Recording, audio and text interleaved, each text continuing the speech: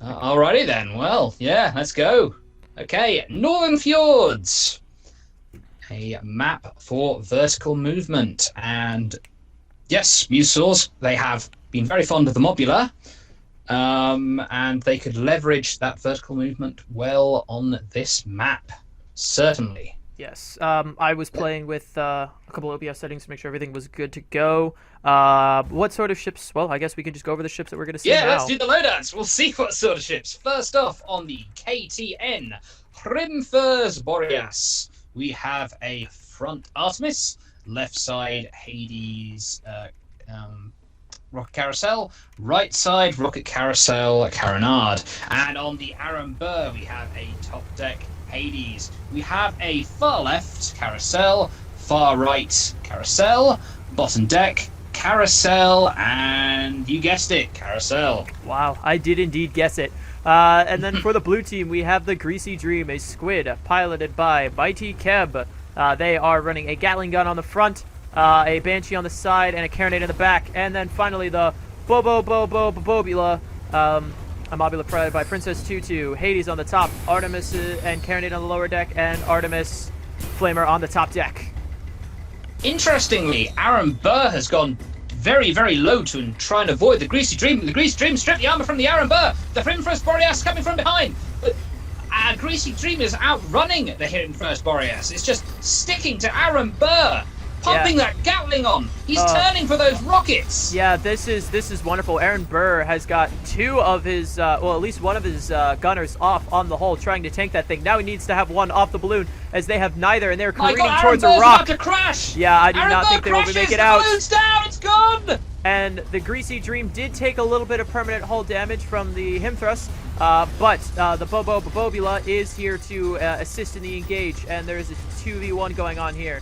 So, yes, the armor is being stripped by that Gatling, and here comes the rockets of the Hrimthurs Boreas. Oh, a couple Banshees sink in and do a lot of permanent damage, but Artemis from the Bobula were a little late on the draw to take advantage of the hull, but there it goes. Better late than never, I guess. It's certainly better late than never. That was incredibly aggressive squid play from the Greasy Dream. And it played out really well for them. I think it's that aggressiveness that had them come out so well because the Aaron Burr is so focused on permanent hull destruction, which is most of the squid's health. So if they had managed to strip that armor, I think the Greasy Dream would be in a lot less of a happy place than it is right now. I think the Aaron Burr made a huge mistake in just trying to go low. Uh-oh, these two ships have spawned together and have isolated the Greasy Dream, the Bobula. I don't think that's going to meet. Yeah, they've got a good line of sight. Greasy Dream's trying to ascend above the Aaron Burr. Succeeds. Yep, good. Hydrogen pop. Bobula's firing on the Aaron Burr.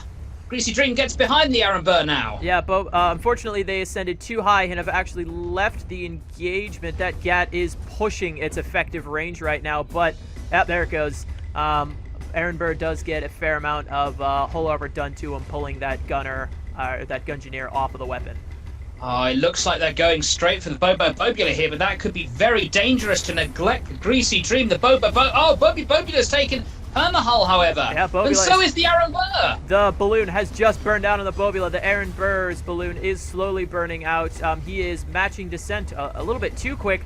His balloon is not in happy shapes at all as he careens up against this rock here. He does not have too much longer to fall, but his hull armor is not, or his permanent hull is not doing well either. And he crashes and burns. So now the Hrimthurs Boreas is between the Bobula and the Greasy Dream. The Greasy Dream is behind. This is a horrible place for the Junker to be right now. He went to try to finish off the Bobula, who has no hull and has no balloon. It's just a giant hitbox.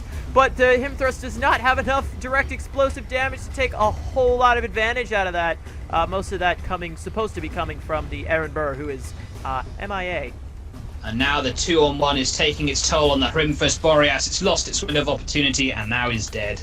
Yes, we've seen, I mean, granted this is only week 2, but this attack squid has been performing, I mean, pretty decently. I would say very well this match, and pretty decently overall.